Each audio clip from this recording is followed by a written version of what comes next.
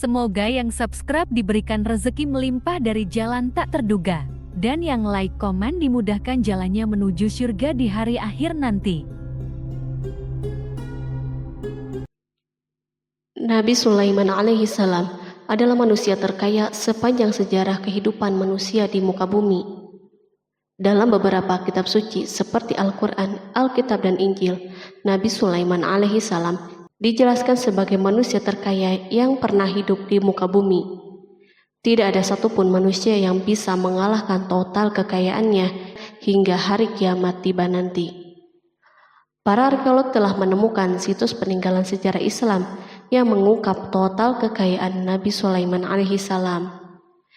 Eres bin Yosef, profesor sekaligus peneliti, ia menyatakan bahwa 3000 tahun yang lalu Nabi Sulaiman alaihi salam diperkirakan memiliki kekayaan senilai 2,2 triliun US dollar. Apabila dikonversikan dengan nilai mata uang hari ini, dan jika dirupiahkan, nilainya setara dengan 32.891.870 triliun rupiah. Nabi Sulaiman memiliki beberapa mukjizat, di antaranya adalah dapat berbicara dengan bahasa binatang.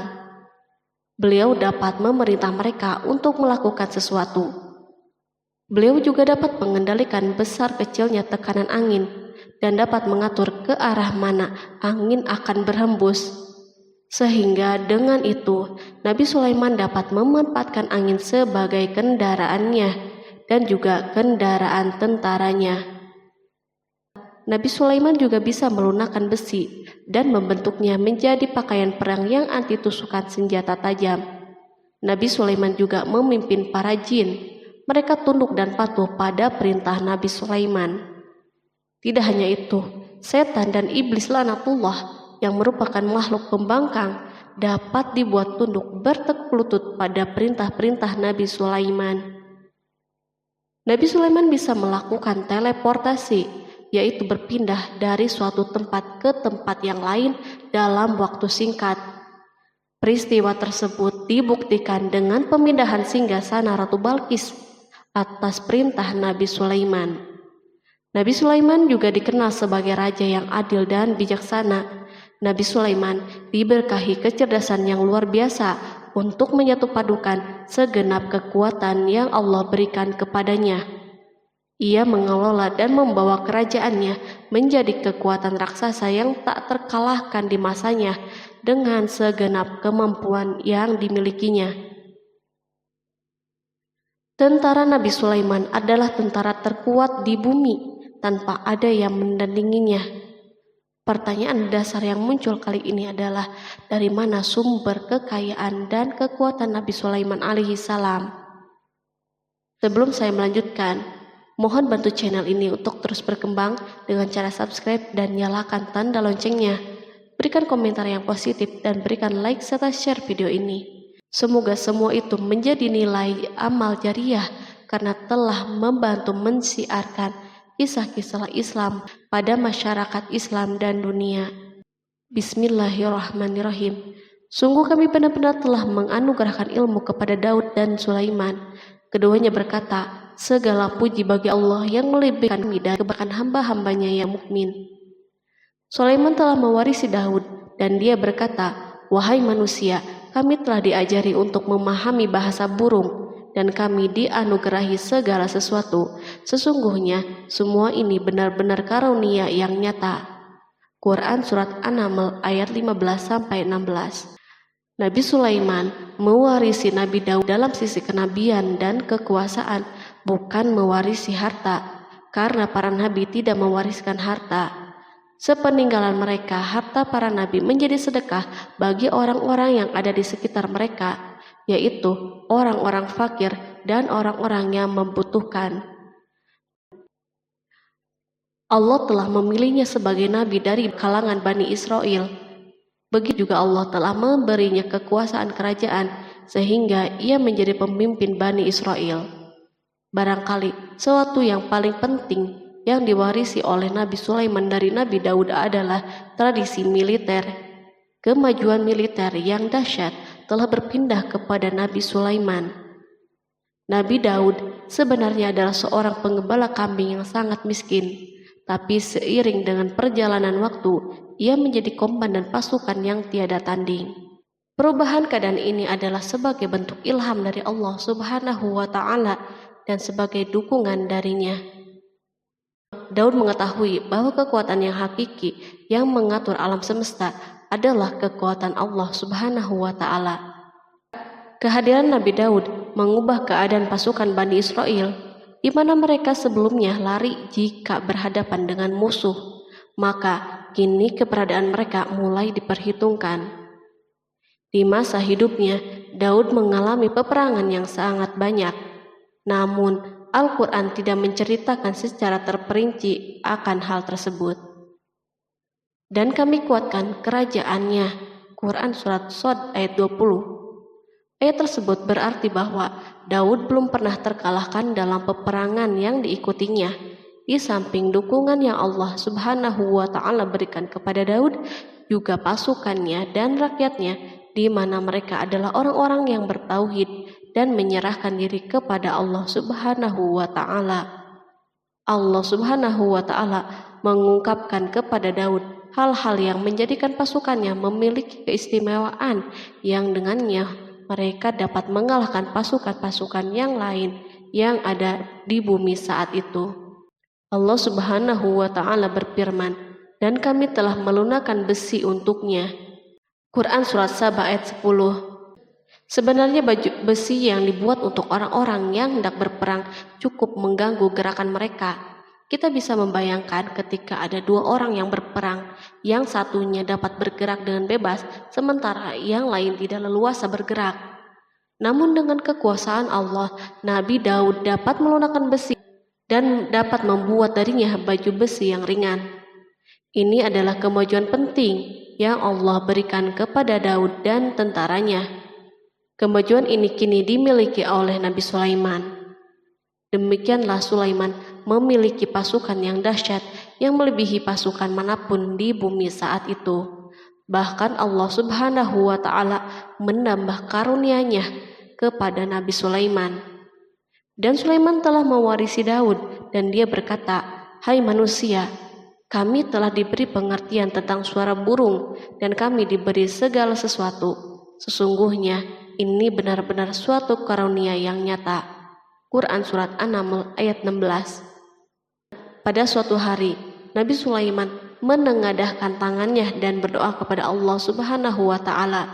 Antara hati Nabi dan Allah tidak ada penghalang, tidak ada jarak, tidak ada sekatan waktu, dan tak ada seorang pun dari para nabi yang berdoa kepada Allah kecuali doanya pasti terkabul. Kejernihan hati ketika mencapai puncak tertentu, maka ia akan menggapai apa saja yang diinginkan di jalan Allah Subhanahu wa Ta'ala.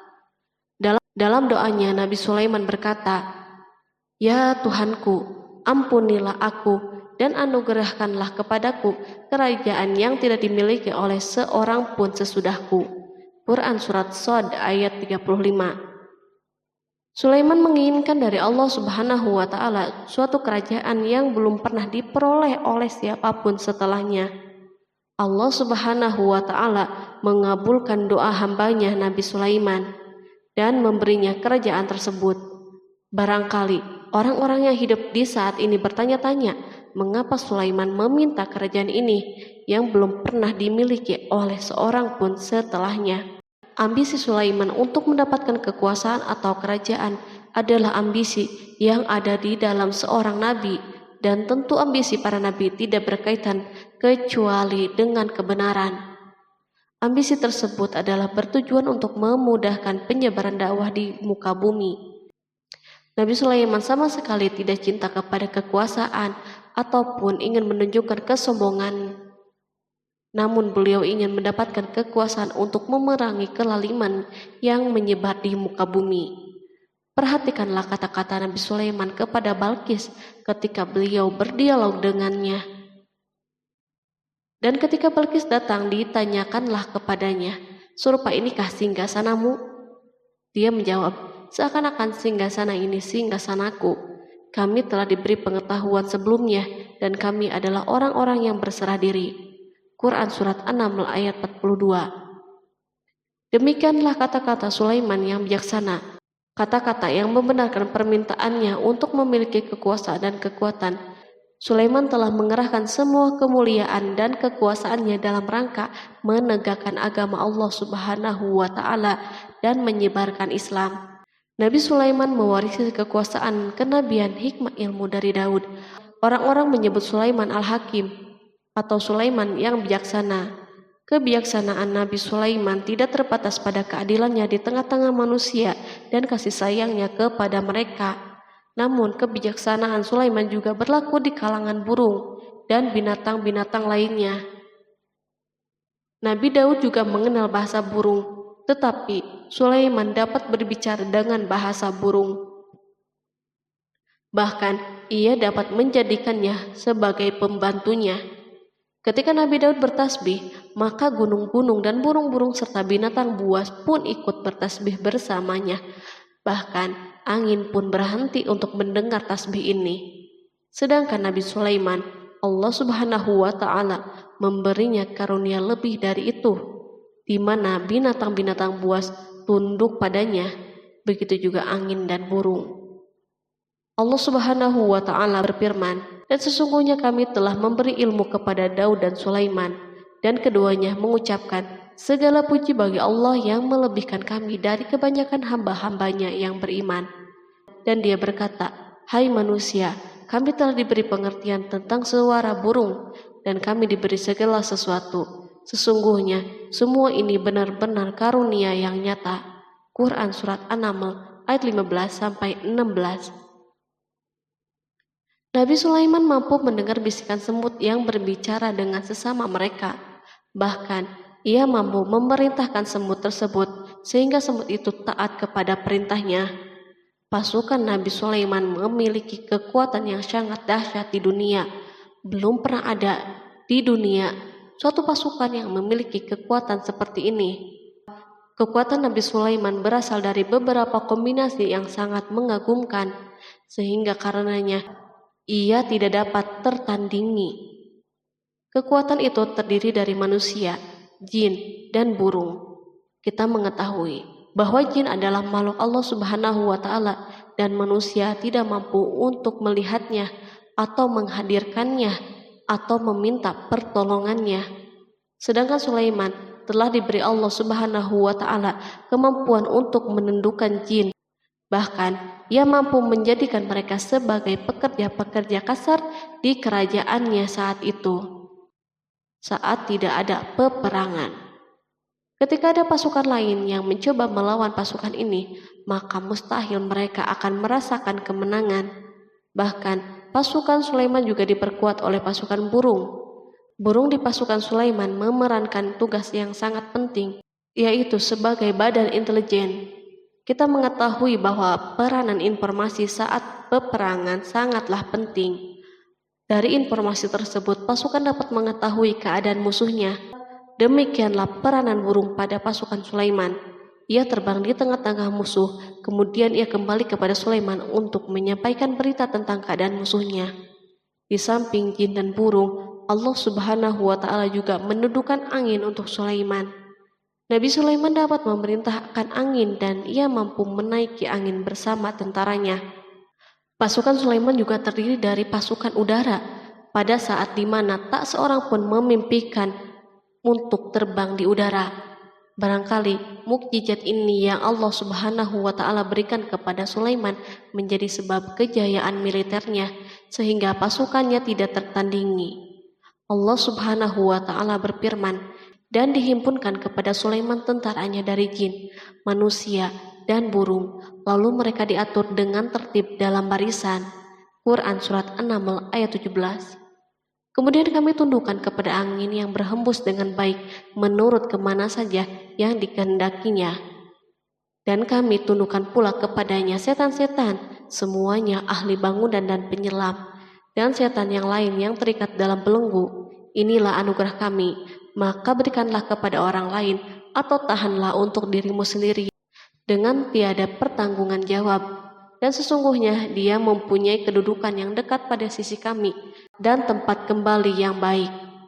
Quran Surat Shad ayat 30-40. Di samping senjata udara yang Allah Subhanahu wa Ta'ala berikan kepada Sulaiman, Allah Subhanahu wa Ta'ala juga memberikan kemampuan yang tak seorang pun dari para nabi mendapatkannya, yaitu kemampuan untuk memerintah setan. Setan adalah salah satu bagian dari jin. Ia adalah kelompok yang celaka dari bangsa jin. Kelompok ini sebenarnya tidak mampu dikuasai oleh manusia. Bahkan jin soleh pun tidak dapat mengatur mereka. Adapun Sulaiman, Allah Subhanahu wa Ta'ala memberinya kekuasaan untuk menundukkan setan dan mempekerjakannya, bahkan mengikatnya dengan rantai serta menghukumnya jika menentang perintahnya. Setan membangun untuk Sulaiman istana dan patung-patung dan alat-alat perang. Bahkan setan-setan itu menyelam di dasar lautan untuk mengeluarkan permata dan yakut untuk Sulaiman. Jika ada di antara setan yang menentang perintahnya, maka Nabi Sulaiman mengikatnya dengan rantai. Ini semua menunjukkan kekayaan Sulaiman dan kekuasaannya, di mana ia mampu mengatur banyak makhluk di dunia. Tentu kemampuan itu atas izin Allah sebagai mukjizat darinya. Allah Subhanahu wa Ta'ala berfirman, dan sebagian dari jin ada yang bekerja di hadapannya di bawah kekuasaannya dengan izin Tuhannya, dan siapa yang menyimpang di antara mereka dari perintah kami, maka kami rasakan kepadanya azab neraka yang apinya menyala-nyala. Para jin itu membuat untuk Sulaiman apa yang dikehendakinya dari gedung-gedung yang tinggi, patung-patung, dan piring-piring yang besarnya seperti kolam dan periuk yang tetap berada di atas tungku. Quran Surat Saba ayat 12. Nabi Sulaiman yang bijaksana adalah penguasa yang tak tertandingi di muka bumi. Meskipun memperoleh nikmat yang khusus dan agung ini yang Allah Subhanahu wa Ta'ala berikan kepada Nabi Sulaiman, beliau tetap menunjukkan sebagai manusia yang paling banyak berzikir kepadanya dan manusia yang paling banyak bersyukur di zamannya. Allah Subhanahu wa Ta'ala berfirman tentang Sulaiman, Sulaiman sebaik-baik hamba, sesungguhnya dia amat taat kepada Tuhannya. Quran Surat Shad ayat 30. Nabi Sulaiman selalu mendirikan sholat, puasa, tasbih, dan mengungkapkan rasa cinta yang dalam. Hamba yang kembali adalah hamba yang menuju Allah Subhanahu wa Ta'ala. Waktu sholat bagi Sulaiman adalah waktu yang sangat penting, sehingga ketika datang waktu itu, maka beliau tidak bisa disibukkan dengan hal yang lain. Sulaiman mengetahui penyakit kuda dan ia mampu berbicara dengan bahasa kuda. Bahkan kuda itu pun mentaati perintah Nabi Sulaiman. Allah Subhanahu wa Ta'ala juga memberikan kenikmatan lain atas Sulaiman. Allah Subhanahu wa Ta'ala berfirman, dan kami alirkan cairan tembaga baginya. Quran Surat Saba ayat 12. Al-Kihtir adalah tembaga yang dicairkan. Sebagaimana Allah Subhanahu wa Ta'ala memberikan nikmat atas ayahnya Daud di mana ia mampu melunakkan besi, dan Allah Subhanahu wa Ta'ala mengajarinya bagaimana cara mencairkannya, maka Sulaiman pun memanfaatkan tembaga yang cair untuk peperangan dan di saat perdamaian. Pada saat peperangan, beliau mencampur tembaga dengan besi dan membuat darinya perunggu. Mereka menggunakan senjata-senjata perunggu dalam peperangan seperti pedang, baju besi, dan pisau. Senjata-senjata ini adalah senjata yang paling kuat di saat itu. Sedangkan di saat perdamaian, tembaga digunakan untuk membuat bangunan, patung, dan sebagainya. Meskipun Nabi Sulaiman mendapatkan nikmat yang besar dan karunia yang khusus, Allah Subhanahu wa Ta'ala mengujinya dengan suatu ujian yang akan selalu datang pada seorang hamba. Ketika hamba itu mendapatkan kedudukan yang besar, maka ujiannya pun menjadi besar. Allah Subhanahu wa Ta'ala menguji Sulaiman dengan penyakit. Allah Subhanahu wa Ta'ala berfirman, dan sesungguhnya kami telah menguji Sulaiman dan kami jadikan dia tergeletak di atas kursinya sebagai tubuh yang lemah karena sakit. Kemudian ia bertaubat. Ia berkata, Ya Tuhanku, ampunilah aku, anugerahkanlah kerajaan yang tidak dimiliki oleh seorang pun sesudahku.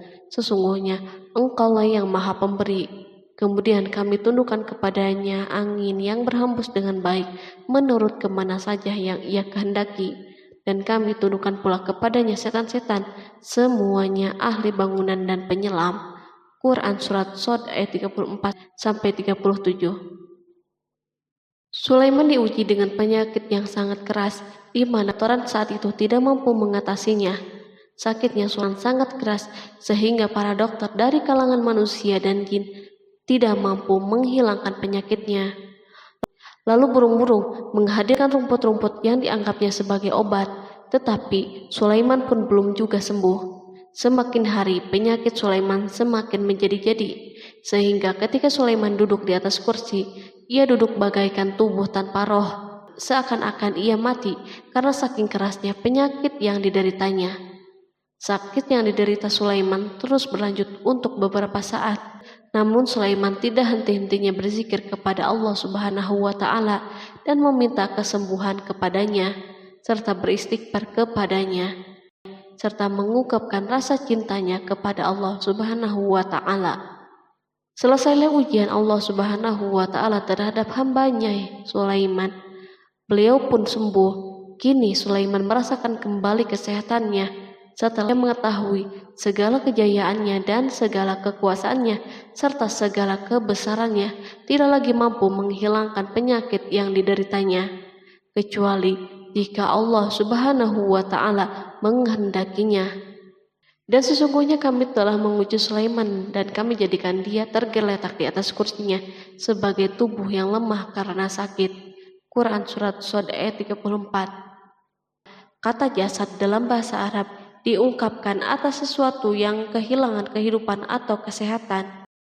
Nabi Sulaiman telah membangun masjid atau tempat beribadah sehingga manusia menyembah Allah Subhanahu wa Ta'ala di dalamnya. Rumah ini menunjukkan keunggulan seni arsitektur dan seni pahat. Orang-orang yang membangun rumah ini berjumlah puluhan ribu orang.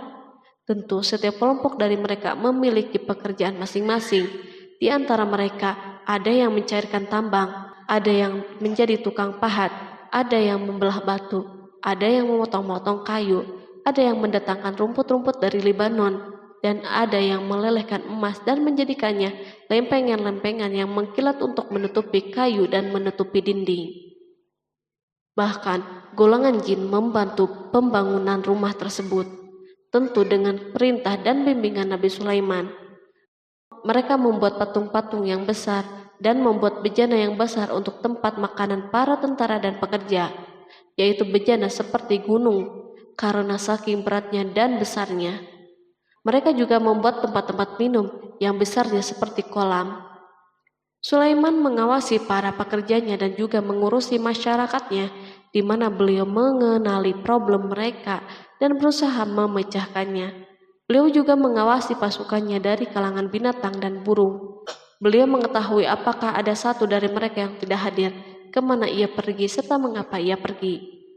Nabi Sulaiman bukan hanya mengetahui problem tentaranya dari kalangan manusia dan tentaranya dari kalangan burung, namun ia juga menunjukkan kasih sayangnya terhadap semut, di mana beliau mendengar bisikannya dan tidak suka untuk menginjaknya. Pada suatu hari, ia berjalan di depan tentaranya dan tiba-tiba ia mendengar suara semut yang berkata kepada teman-temannya dari kalangan semut. Hingga apabila mereka sampai di lembah semut, berkatalah seekor semut, "Masuklah ke dalam sarang-sarangmu agar kamu tidak terinjak oleh Sulaiman dan tentaranya." Sedangkan mereka tidak menyadari. Maka dia tersenyum karena mendengar perkataan semut itu, dan ia berdoa, "Ya Tuhanku, berilah aku ilham untuk tetap mensyukuri nikmat-Mu yang telah Engkau anugerahkan kepadaku dan kepada kedua orang ibu dan bapakku, dan untuk mengerjakan amal soleh yang Engkau ridhoi, dan masukkanlah aku dengan rahmat-Mu ke dalam golongan hamba-hamba-Mu yang soleh." Quran Surat An-Naml ayat 18-19. Sulaiman mendengarkan pembicaraan semut itu, lalu beliau tersenyum karena mendengar pembicaraannya. Apa yang dibayangkan oleh semut kecil itu? Meskipun Sulaiman mendapatkan kekuasaan dan memiliki tentara yang besar, namun beliau menunjukkan kasih sayang terhadap semut. Beliau mendengar bisikannya dan melihat semut yang ada di depannya. Oleh karena itu, tidak mungkin baginya untuk menginjaknya. Sulaiman bersyukur kepada Allah Subhanahu wa Ta'ala yang telah memberinya nikmat, yaitu nikmat rahmat dan nikmat kasih sayang. Di samping itu, Sulaiman orang yang paling kaya di dunia, di mana istananya terbuat dari kayu-kayu gaharu yang memiliki bau yang harum, dan istananya terbuat dari emas dan terkadang dari kristal. Beliau juga memiliki kursi besar yang dibuat dari emas dan permata. Istana Sulaiman merupakan istana yang paling besar di dunia. Sulaiman menggunakan pakaian dari emas dan permata. Meskipun demikian, Sulaiman tetap menunjukkan sebagai hamba yang berserah diri dan rendah diri kepada Allah Subhanahu wa Ta'ala dan kepada manusia. Nabi Sulaiman yang merendahkan dirinya di hadapan Allah, dan ia selalu sujud kepada Allah sebagaimana ayahnya yang selalu bertasbih kepada Allah. Sulaiman selalu melantunkan lagu-lagu cinta ilahi dan hanya memuji Allah Subhanahu wa Ta'ala. Pada suatu hari, Nabi Sulaiman mengeluarkan perintahnya kepada pasukan untuk bersiap-siap. Sulaiman keluar memeriksa pasukannya satu demi satu. Pasukannya diteliti. Kelompok yang pertama adalah kelompok manusia. Sulaiman memerintahkan kesiapan mereka, lalu Sulaiman mengeluarkan perintah-perintahnya. Kemudian Sulaiman memerintah kelompok jin dan menyampaikan perintah-perintahnya. Beliau memenjarakan jin yang tampak bermalas-malasan saat bekerja. Lalu ia memeriksa binatang dan berkata pada mereka, apakah mereka sudah makan dengan baik dan tidur dengan nyenyak? Apakah ada yang mengadu kepadanya, misal karena penyediaan makanan yang tidak layak? Apakah di sana ada yang sakit dan sebagainya? Ketika Sulaiman merasa puas dengan semuanya, Sulaiman memasuki tenda tempat berkumpulnya burung. Belum lama, Sulaiman memasuki tenda tersebut dan mengamati keadaan di sekitarnya, sehingga ia mengetahui burung yang tidak hadir yaitu hudhud. Dan dia memeriksa burung-burung lalu berkata, mengapa aku lihat hudhud? Quran Surat An-Naml ayat 20. Burung-burung yang lain tampak terdiam sebagai tanda penghormatan dan akan mendengarkan apa yang akan dikatakan pemimpin mereka Sulaiman. Beliau mengarahkan pandangannya kepada semua burung dan tidak menemukan hudhud di antara mereka. Tak seekor burung pun yang mengetahui keberadaannya. Sulaiman mulai menampakkan kemarahannya. Apakah dia termasuk yang tidak hadir? Quran Surat An-Naml ayat 20. Tiba-tiba seekor burung kecil memberanikan diri untuk berkata kepada Sulaiman, wahai Nabi yang mulia, seharusnya hudhud ada bersamaku kemarin untuk melaksanakan tugas penyelidikan. Ia adalah pemimpin misi itu, namun hudhud belum datang. Oleh karena itu, aku tidak pergi bersamanya. Burung itu tampak gemetar ketakutan. Sulaiman mengetahui bahwa hudhud tidak hadir dan tak seorang pun mengetahui kepergiannya.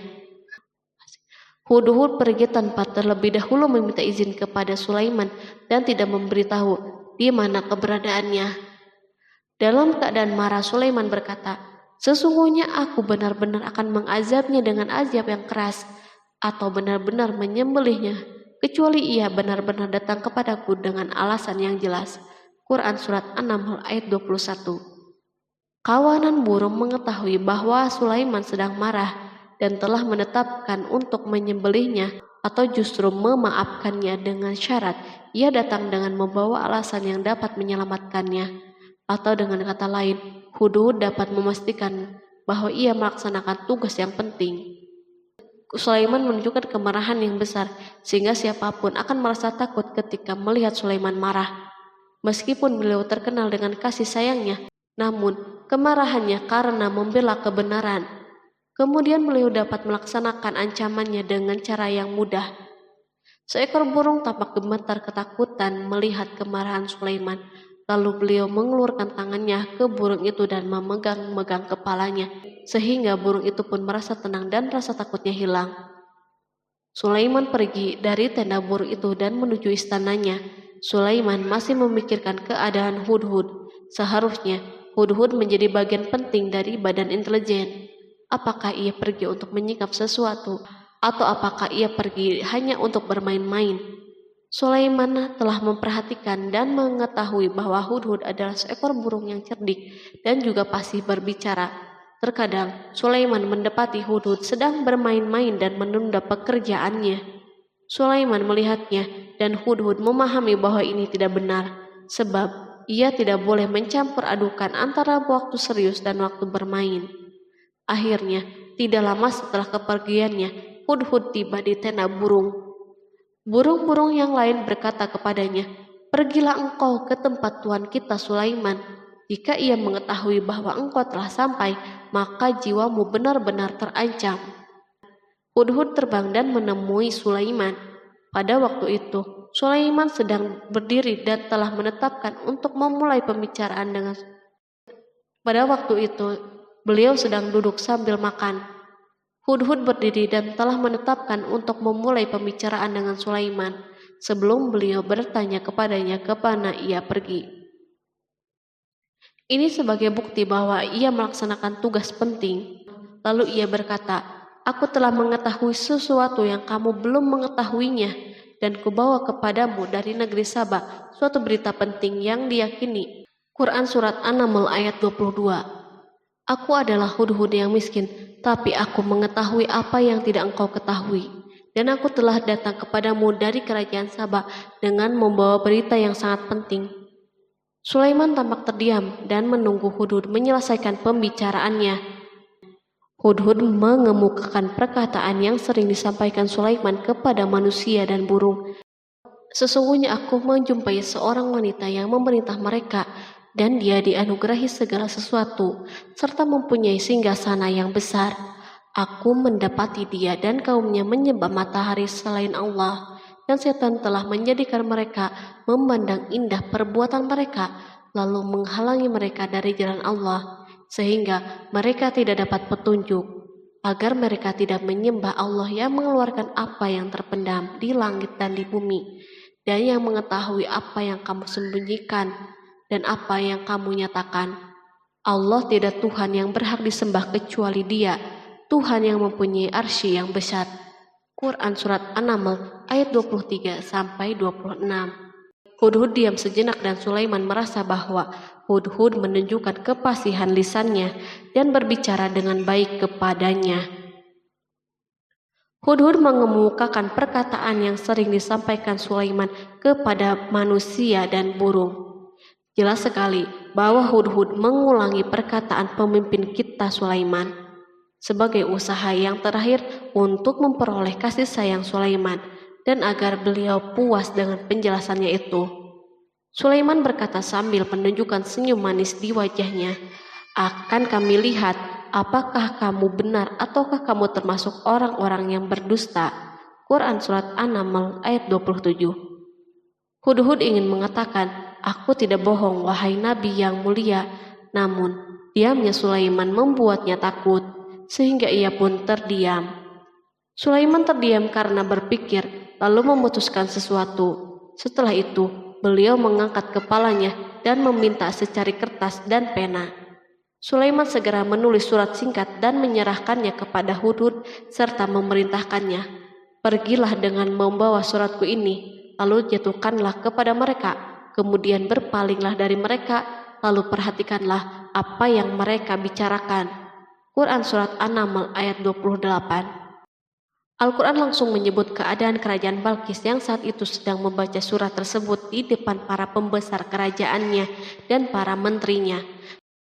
Berkata ia Balqis, "Hai pembesar-pembesar, sesungguhnya telah dijatuhkan kepadaku sebuah surat yang mulia. Sesungguhnya surat itu dari Sulaiman, dan sesungguhnya isinya dengan menyebut nama Allah yang Maha Pengasih lagi Maha Penyayang, bahwa janganlah kalian berlaku sombong terhadapku, dan datanglah kepadaku sebagai orang-orang yang berserah diri." Quran Surat An-Naml ayat 29-31. Dalam surat Sulaiman itu disebutkan, hendaklah mereka menyerahkan diri dan tunduk kepada perintahnya. Sulaiman memerintahkan agar mereka meninggalkan penyembahan terhadap matahari. Sulaiman tidak mempersoalkan akidah mereka dan tidak memuaskan mereka dengan apapun. Sulaiman hanya memerintahkan bahwa ia berada di atas kebenaran. Bukankah ia didukung kekuatan yang berlandaskan keyakinan yang dimilikinya? Sulaiman hanya memerintahkan mereka agar tunduk dan patuh kepadanya. Ratu Saba menyampaikan surat tersebut di tengah-tengah kaumnya. Berkata dia, Balkis, "Hai putra para pembesar, berilah aku pertimbangan dalam urusanku ini. Aku tidak pernah memutuskan sesuatu persoalan sebelum kamu berada di majelisku." Quran Surat An-Naml ayat 32. Sementara itu, reaksi para pembesar istana adalah menentang surat tersebut. Isi surat itu membangkitkan kecongkakan kaum Saba, di mana mereka merasa lebih kuat. Mereka mengetahui bahwa di sana ada orang yang mencoba menantang mereka dan mengisyaratkan peperangan kepada mereka. Lalu ia meminta kepada mereka untuk memenuhi syarat-syaratnya sebelum terjadinya peperangan dan kekalahan. Mereka menjawab, "Kita adalah orang-orang yang memiliki kekuatan dan juga memiliki keberanian yang sangat dalam peperangan, dan keputusan berada di tanganmu. Maka pertimbangkanlah apa yang akan kamu perintahkan." Quran Surat An-Naml ayat 33. Para pembesar kaumnya ingin berkata, "Kita siap untuk melaksanakan peperangan." Tampaknya ratu memiliki kebijakan yang lebih baik daripada pembesar kaumnya. Surat Sulaiman itu membuatnya berpikir lebih jernih dan hati-hati. Ia berusaha sebisa mungkin menghindari peperangan. Ratu itu berpikir dalam tempo yang lama. Nama Sulaiman tidak diketahuinya, dan ia pun belum pernah mendengarnya. Oleh karena itu, ratu tidak mengetahui kekuatannya. Boleh jadi Sulaiman memiliki kekuatan yang dahsyat sehingga mampu memerangi kekuasaannya dan mengalahkannya. Kemudian ratu memperhatikan apa yang ada di sekelilingnya. Ia melihat kemajuan masyarakatnya dan kejayaannya. Barangkali ia mengira bahwa Sulaiman iri terhadap kemajuan dan kekayaan ini, sehingga Sulaiman ingin menyerangnya. Setelah mempertimbangkan isi surat Sulaiman dengan cermat, Ratu Saba memilih untuk tidak bersikap ceroboh. Ratu itu lebih suka untuk menggunakan bahasa-bahasa kelembutan. Ia mengirim kepada Sulaiman suatu hadiah yang besar. Ratu mengira bahwa Sulaiman seorang yang ambisius, yang boleh jadi ia telah mendengar tentang kekayaan kerajaannya. Para utusan pergi dengan membawa hadiah dari Ratu Saba. Ratu berharap agar mereka dapat memasuki kerajaan Sulaiman dan akan mengetahui kondisi kerajaannya. Saat mereka pulang, Ratu ingin mendengar secara langsung dari mereka tentang keadaan kaum Sulaiman dan pasukannya. Setelah mendapatkan informasi yang cukup, maka Ratu dapat membuat suatu keputusan yang tepat. Ratu menyembunyikan apa yang terlintas dalam dirinya, lalu ia berbicara kepada pembesar istananya bahwa ia dapat menyingkap niat jahat Raja Sulaiman melalui cara mengirimkan hadiah kepadanya. Ratu lebih memilih cara tersebut dan menunggu reaksi Sulaiman. Ratu berhasil memuaskan para pembesar istananya dan untuk sementara menghilangkan ide untuk berperang. Karena para raja jika menyerang suatu desa, maka pemimpin desa tersebut adalah orang yang paling banyak mendapatkan kehinaan dan cercaan. Akhirnya para pembesar kaumnya merasa puas dengan pikirannya itu. Allah Subhanahu wa Ta'ala berfirman, Dia berkata, "Sesungguhnya raja-raja apabila memasuki suatu negeri, niscaya mereka membinasakannya dan menjadikan penduduknya yang mulia menjadi hina, dan demikian pula lah yang akan mereka perbuat. Dan sesungguhnya aku akan mengirim utusan kepada mereka dengan membawa hadiah, dan aku akan menunggu apa yang akan dibawa kembali oleh utusan-utusan itu." Quran Surat An-Naml ayat 34-35. Kemudian sampailah hadiah Ratu Balkis kepada Nabi Sulaiman. Para badan intelijennya memberitahunya bahwa para utusan Balkis datang dengan membawa hadiah. Sulaiman langsung mengetahui bahwa ratu itu sengaja mengirim orang-orangnya untuk mengetahui atau mendapatkan informasi tentang kekuatannya. Lalu setelah itu, ia mengambil keputusan atau sikapnya kepada Sulaiman. Sulaiman segera memanggil semua pasukannya untuk berkumpul. Utusan Balkis segera memasuki istana Sulaiman yang dipenuhi dengan pasukan besar yang bersenjata. Tiba-tiba, utusan Balkis tampak tercengang ketika melihat kekayaan mereka dan harta mereka yang tidak ada apa-apanya dibandingkan dengan kerajaan Sulaiman. Hadiah mereka tampak tidak berarti. Emas yang mereka bawa tampak tidak berarti saat mereka memasuki istana Sulaiman yang terbuat dari kayu-kayu pohon gaharu yang mengeluarkan bau yang harum serta dihiasi dengan emas. Para utusan Balkis berdiri bersama Sulaiman dan menyaksikan bagaimana Sulaiman mengendalikan pasukannya. Kemudian mereka mulai berpikir tentang kekuatan dan kualitas pasukan Sulaiman. Betapa kagetnya mereka ketika melihat di tengah-tengah pasukan itu terdapat singa, burung, dan tentara dari kalangan manusia yang mampu terbang. Mereka pun sadar bahwa mereka dihadapkan pada pasukan yang tiada taranya. Selesailah demonstrasi pasukan Sulaiman. Kemudian para utusan itu dipersilahkan maju ke tempat hidangan makanan. Para utusan itu sangat terkejut ketika melihat berbagai macam makanan dari penjuru bumi ada di depannya.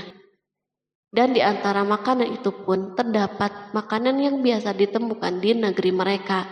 Tetapi mereka melihat bahwa makanan itu memiliki rasa yang istimewa. Selain itu, piring-piring yang ada di depan mereka dan dijadikan tempat makanan terbuat dari emas dan mereka dilayani oleh laki-laki yang berhias dengan emas. Ratu mereka pun tidak mengenakan hiasan itu. Di meja makan terdapat burung, ikan laut, dan berbagai macam daging yang mereka tidak mampu lagi membedakannya. Sulaiman tidak makan bersama mereka, tetapi beliau makan dengan menggunakan piring yang terbuat dari kayu. Beliau memakan roti yang kering yang dicampur dengan minyak. Inilah makanan yang dipilihnya. Sulaiman makan bersama mereka dalam keadaan diam. Mereka merasa bahwa kehadiran Sulaiman menciptakan suatu kewibawaan yang luar biasa. Selesailah jamuan makanan itu. Lalu dengan sangat malu mereka menyerahkan hadiah Ratu Balkis kepada Sulaiman. Hadiah itu berupa emas, yang bagi mereka hadiah itu sangat bernilai. Tetapi di sini hadiah ini tampak kecil di hadapan kekayaan yang sangat mengagumkan. Sulaiman memperhatikan hadiah ratu itu dan berkata, maka tatkala utusan itu sampai kepada Sulaiman, Sulaiman berkata, apakah patut kamu menolong aku dengan harta? Maka apa yang diberikan Allah kepadaku lebih baik daripada apa yang diberikannya kepadamu. Tetapi kamu merasa bangga dengan hadiahmu. Quran Surat An-Naml ayat 36. Raja Sulaiman menyingkap dengan kata-katanya yang singkat itu penolakannya terhadap hadiah mereka. Ia memberitahu utusan itu bahwa ia tidak menerima hadiah tersebut. Ia tidak merasa puas dengan hadiah itu. Yang membuatnya puas hanya, janganlah kalian berlaku sombong terhadapku dan datanglah kepadaku sebagai orang-orang yang berserah diri. Lalu Sulaiman kembali berkata dengan pelan, kembalilah kepada mereka. Sesungguhnya kami akan mendatangi mereka dengan bala tentara yang mereka tidak kuasa melawannya. Dan pasti kami akan mengusir mereka dari negeri itu Saba dengan terhina dan mereka menjadi tawanan-tawanan yang hina. Quran Surat An-Naml ayat 37. Sulaiman meninggalkan para utusan ratu itu setelah terlebih dahulu mengancam mereka. Para utusan itu mengharap agar Sulaiman mau menunggu kunjungan dari Ratu Balkis yang akan membawa misi perdamaian. Akhirnya sampailah para utusan Balkis ke negeri Saba. Mereka segera menuju istana ratu. Mereka memberitahu bahwa negeri mereka ada di ujung tanduk. Mereka menceritakan kepada ratu kekuatan Sulaiman dan tidak mungkin bagi mereka mampu melawannya. Mereka meyakinkan Balkis bahwa ia harus mengunjunginya dan melihat sendiri. Kemudian ratu menyiapkan dirinya untuk pergi menuju kerajaan Sulaiman. Sulaiman duduk di kursi kerajaan di tengah-tengah para pembesarnya dan para menterinya, serta para komandan pasukan. Sulaiman mengetahui bahwa Balkis menuju tempatnya. Balkis dikelilingi rasa takut. Sulaiman berpikir sejenak tentang bagaimana matahari disembah. Ia memikirkan bagaimana informasi yang diterima badan intelijennya tentang kemajuan kerajaan Balkis dalam bidang kesenian dan ilmu pengetahuan. Sulaiman bertanya kepada dirinya sendiri, apakah kemajuan menjadi penghalang untuk mengetahui kebenaran? Apakah ratu itu gembira dengan kekuatan yang dicapainya? Dan ia membayangkan bahwa kekuatan adalah segalanya. Dengan kemajuan yang dimilikinya, Sulaiman ingin membuat kejutan agar ratu mengetahui bahwa Islam yang diyakini oleh Sulaiman adalah satu-satunya yang mampu mendatangkan kemajuan dan kekuatan yang hakiki. sehingga ia dapat membandingkan antara keyakinannya dalam menyembah matahari beserta kemajuan yang dicapainya dan keyakinan Sulaiman juga beserta kemajuan yang diraihnya. Para intelijen Sulaiman telah memberitahunya bahwa hal yang sangat disegani dan dikagumi oleh kaum Balkis adalah singgasana Ratu Balkis. Singgasana itu terbuat dari emas dan batu mulia. Singgasana tersebut dijaga oleh para penjaga yang sangat disiplin, di mana mereka tidak pernah lalai sedikit pun. Oleh karena itu, sangat tepat bila Sulaiman menghadirkan singgasananya di sini, di kerajaannya, sehingga ketika ratu tiba, maka ia dapat duduk di atasnya. Sulaiman ingin membuat kejutan kepadanya dan menunjukkan bahwa kemampuannya tersebut yang berlandaskan pada keislamannya. Sulaiman melakukan yang demikian itu dengan harapan agar si ratu tunduk kepadanya. Ide ini terlintas dalam diri Sulaiman, lalu ia mengangkat kepalanya dan menoleh kepada anak buahnya.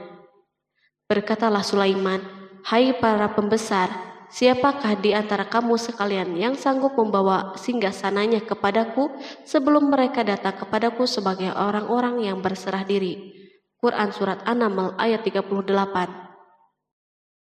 Perhatikanlah ungkapan pikiran Nabi Sulaiman tersebut.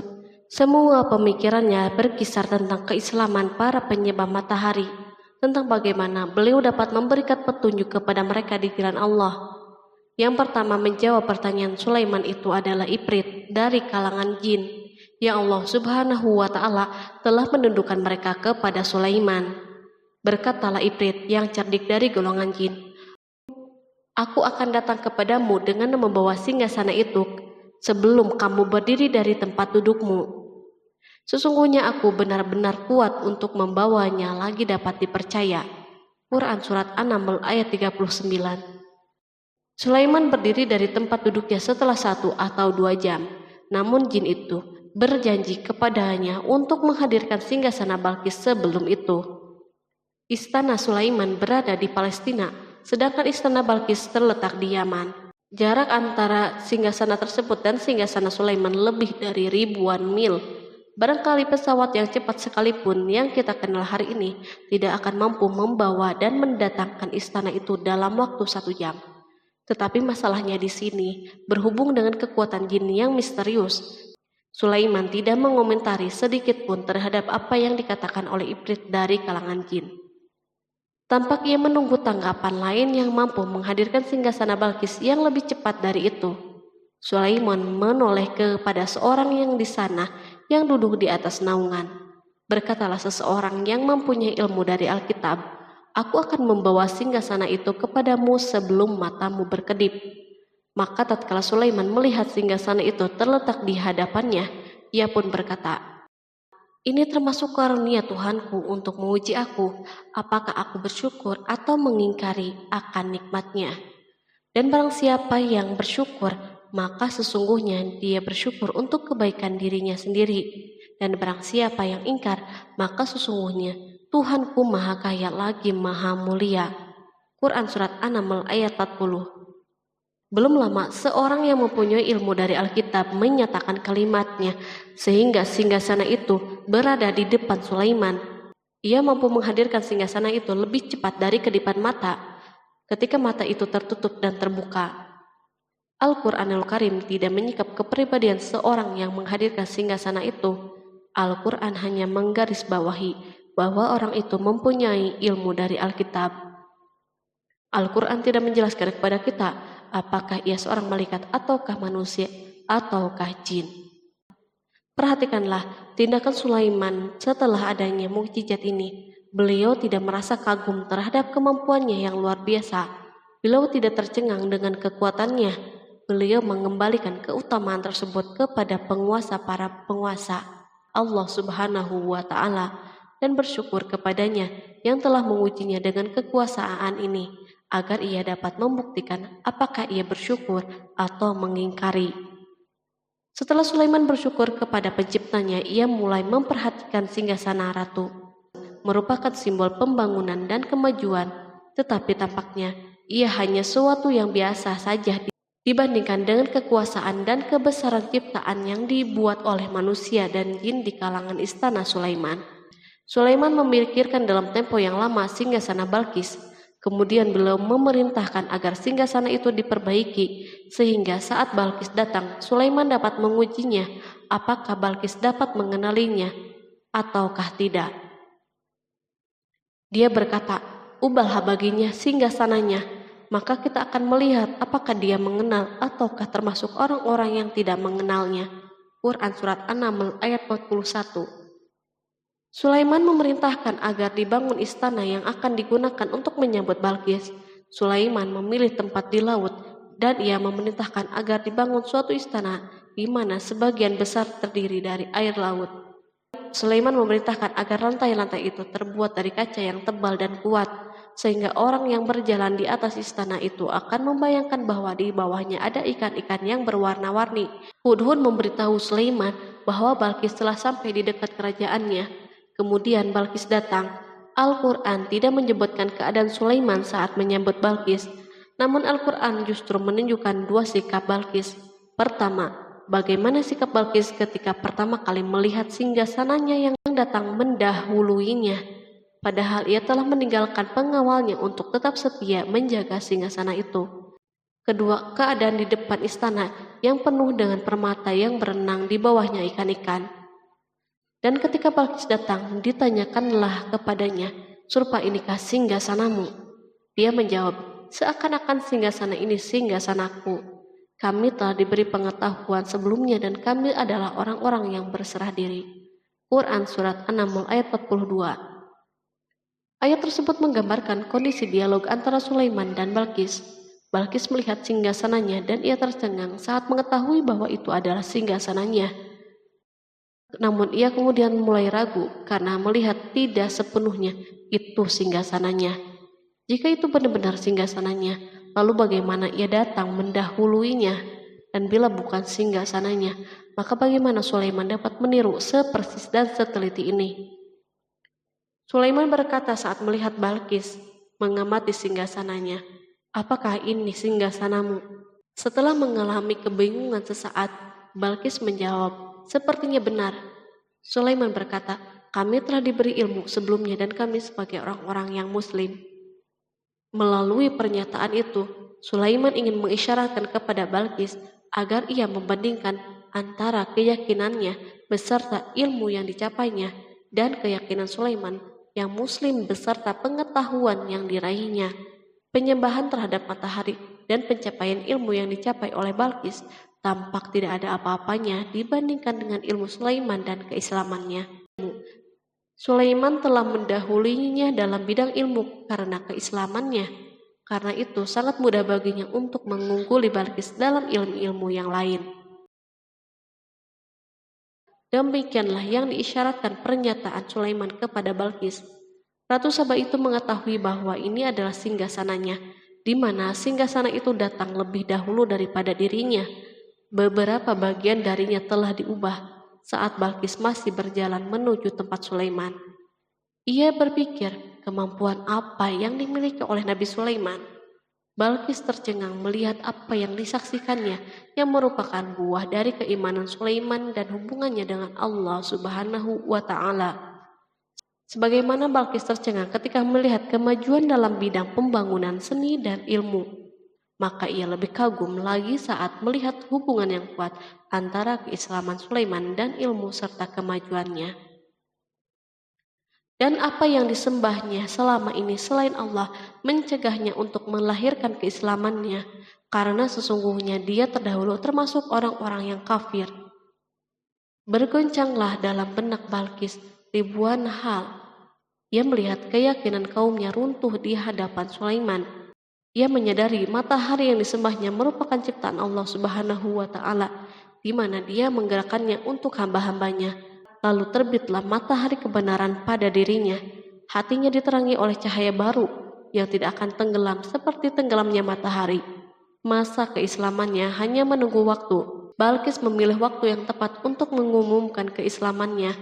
Allah Subhanahu wa Ta'ala berfirman, dikatakan kepadanya, "Masuklah ke dalam istana." Maka tatkala dia melihat lantai istana itu, dikiranya kolam air yang besar dan disikapnya kedua betisnya.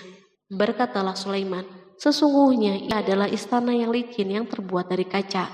Berkatalah Balqis, "Ya Tuhanku, sesungguhnya aku telah berbuat zalim terhadap diriku, dan aku berserah diri bersama Sulaiman kepada Allah, Tuhan semesta alam." Quran Surat 6 ayat 44. Dikatakan kepada Balqis, masuklah ke dalam istana. Ketika ia masuk, maka ia tidak menyaksikan adanya kaca, tetapi ia melihat air, sehingga ia mengira akan bersinggungan dengan air laut. Lalu ia menyingkap sedikit bajunya agar bajunya tidak basah.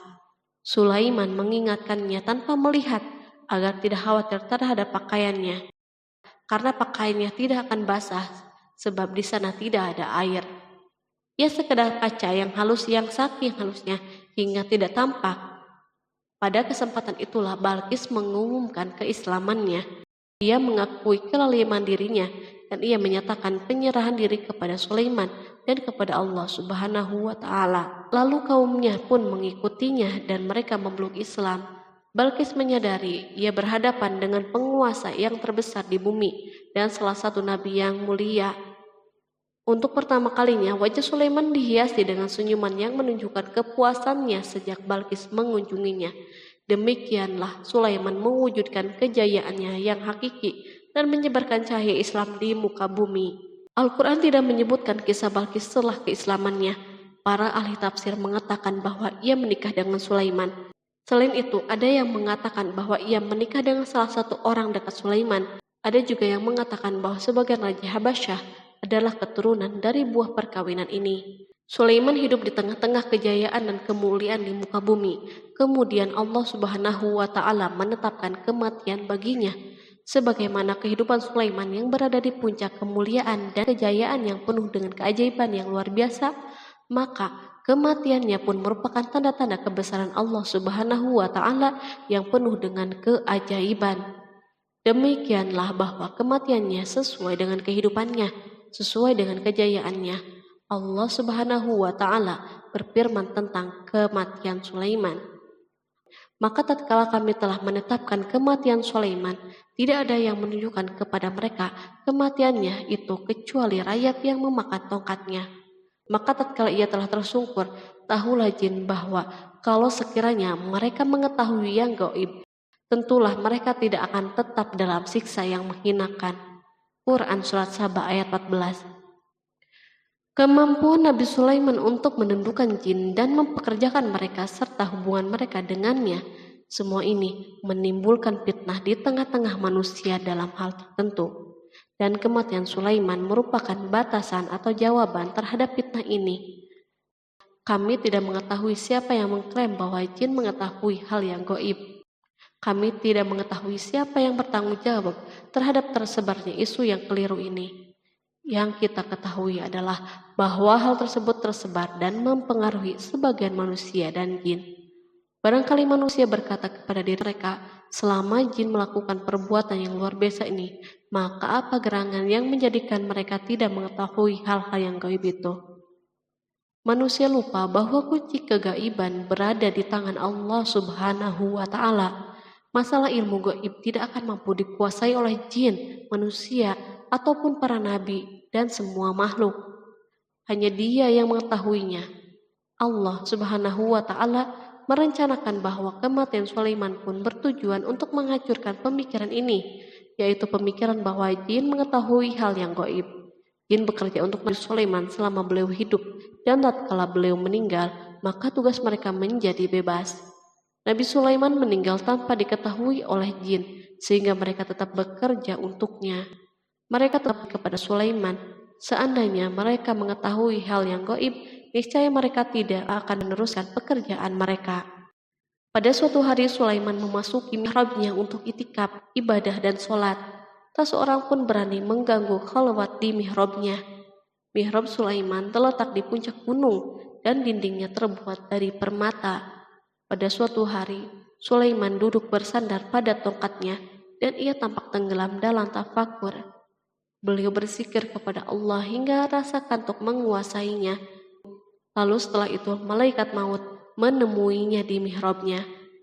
Sulaiman pun meninggal. Beliau bersandar kepada tongkatnya. Jin melihatnya dan mengira bahwa beliau sedang sholat. sehingga mereka pun tetap melanjutkan pekerjaannya. Berlalulah hari yang panjang, kemudian datanglah rayap, yaitu semut kecil yang memakan kayu. Hewan itu pun mulai memakan tongkat Sulaiman. Rayap-rayap itu tampak lapar. Sebagian dari tongkat Sulaiman dimakan beberapa hari oleh rayap itu. Ketika yang dimakannya semakin bertambah, maka tongkat itu pun menjadi rusak dan jatuh dari tangan Sulaiman. Tubuh mulia itu kehilangan keseimbangan dan terhempas di bumi. Tatkala tubuh suci itu tersungkur, maka manusia segera menuju ke sana. Mereka menyadari dan mengetahui bahwa Nabi Sulaiman telah meninggal dalam waktu yang sangat lama. Jin menyadari bahwa mereka tidak mengetahui hal-hal yang gaib, dan manusia pun mengetahui hakikat ini. Seandainya jin mengetahui hal yang gaib, niscaya tidak akan meneruskan siksa yang hina. Mereka tidak akan bekerja. Demikianlah Nabi Sulaiman meninggal dalam keadaan duduk dan sholat di mihrabnya. Lalu berita itu tersebar bagaikan api di bumi. Manusia, burung dan binatang buas mengantarkan jenazah Nabi Sulaiman.